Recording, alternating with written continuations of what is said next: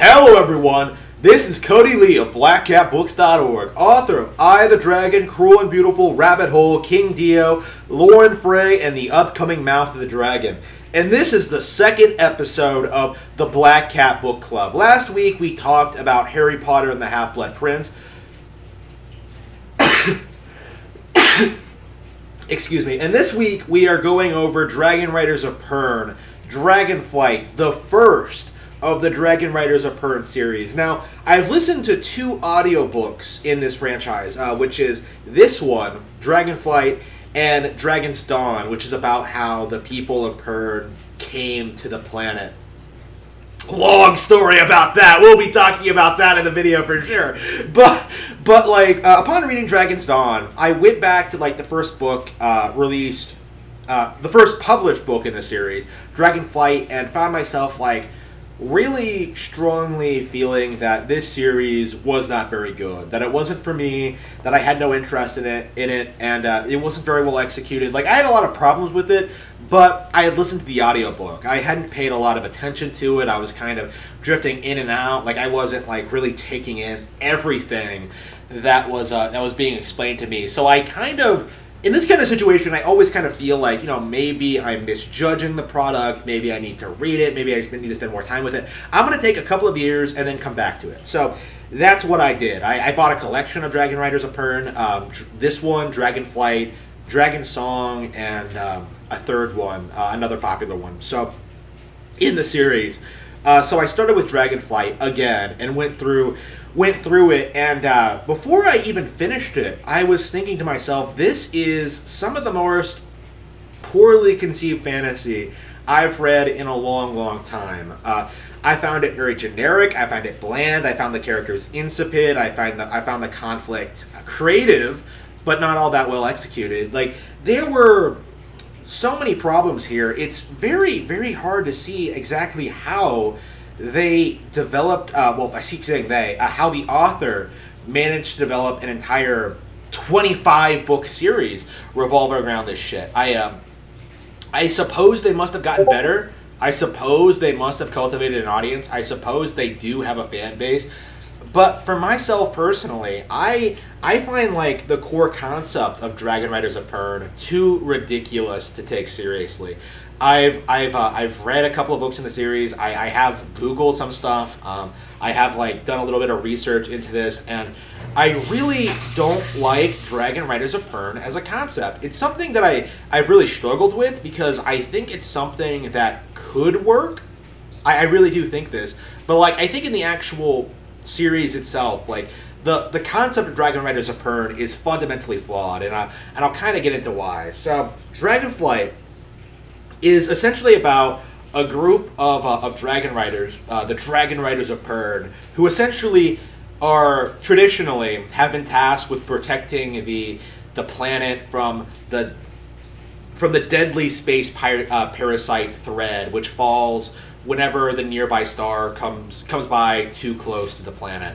The parasite devours anything it touches, just immediately just destroys it, any organic material, and it makes living on Pern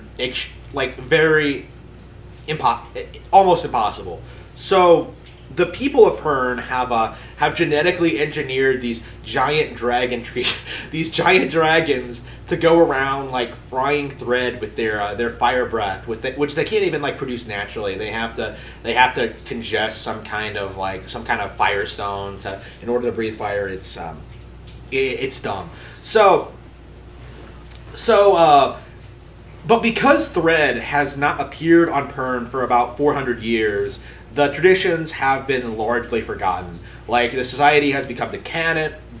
They haven't done anything. A lot of the traditional wires where the dragons breed and their riders live have become abandoned. There are very, very few dragons on Pern left. So few, in fact, that those who still believe that thread exists are in fear that someday thread will return and Pern will not be prepared to handle it. So the characters are essentially trying to breed dragons.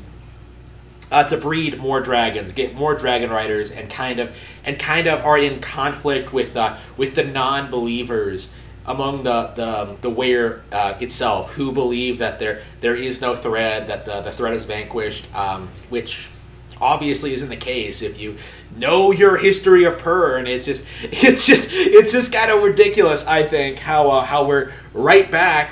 How the novel explicitly states that this has happened before several times, and yet somehow they haven't found a way to correct it. They haven't found a way to deal with these intervals, as they call it, like the long periods of time in which no thread falls on the planet. So basically, the characters, it's an interesting man versus nature story. More than anything, like there are political aspects to it, there are like relationship dramas, but like at its core, Dragonriders of Pern seems to be about this aspect of man versus nature, like man versus like this deadly space parasite that falls from the sky and devours things.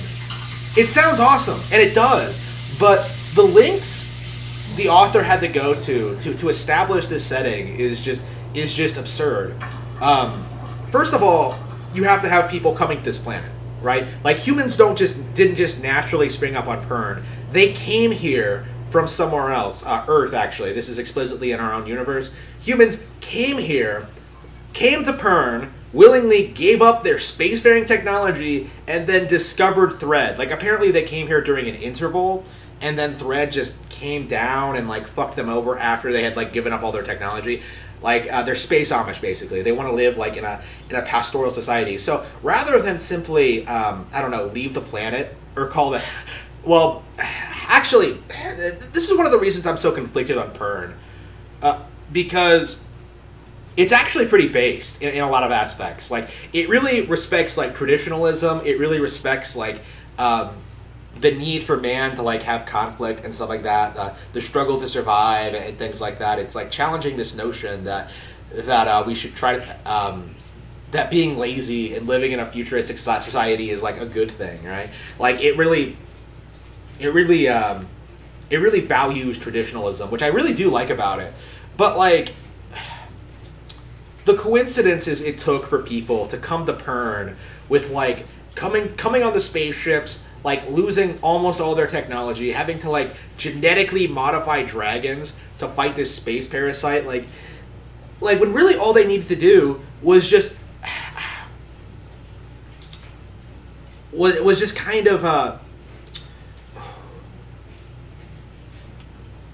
know more about Pern to begin with. You know what I mean? Like it just comes off as if they made this really weird mistake that they really should never have made. It's just weird. And anyway, that's the deep lore of Pern, right? The genetically they genetically engineered dragons to fight thread, and like they bred them like actual domesticated animals and got them bigger, and then got them to be a lot bigger, big enough to ride on, and they somehow developed telepathic abilities with their riders. Like it's a weird blend of science fiction and fantasy, and that's kind of my core problem with it, is that like it's too fantastic to be treated as sci-fi. Like, you have these dragons who are intelligent, who have their own behavior, mating patterns, like, but they're genetically engineered animals. Like, why are they telepathic? Like, I'm sure there's some explanation that I'm kind of missing out on, but like the dragons have crazy powers that don't really make a lot of sense. Like, for example, they can teleport all over Pern with like a thought. They can just go across the planet if they feel like it. Like it doesn't make any sense. Like they just have this power. And what's more, and one of the reasons I hate Dragonflight as a concept, like as a story, the reason this novel is objectively terrible is because of these bizarre powers that come out of nowhere, make no sense, and like not even in their like utility and function, but in their origins, right? So the entire plot of Dragonflight, this one, is that Lessa, the new weir woman, the mother of the golden dragon, basically like the character that I'm sure Daenerys Targaryen was ripped off of, like this girl who's tasked with like dealing with like the mother of the dragons, who's partnered with the queen, dragon queen, or however this works. Like she somehow discovers the ability to travel through time by simply thinking about places before they places from long ago. So let me get this straight. Because this girl decided to think of a certain location at a certain time, she went back to that certain location and time. Like, she traveled through time using a method of transportation, like the instant dragon transportation, that every Dragon Rider of Pern, every Dragon Rider of Pern uses. Like, that's all she fucking does. Like, it's the same fucking thing, but somehow she's so unique and so special, she somehow just goes through time as well. And, like, the novel kind of goes on to, like, they go through time and, like, recruit all these other dragons and bring them back to the future, and they kind of create this situation where, like, oh man, that's where all the dragons went. They went to the future to fight Thread, and it's just, it's stupid. Like, it really is dumb. Like, there fundamentally is no conflict in Pern. Like, the debate about, like, traditionalism versus, like, you know, moving ahead in a world without Thread, like a hypothetical world without Thread, like, it's not, it rings hollow. Like, it just, no matter what happens, it just kind of,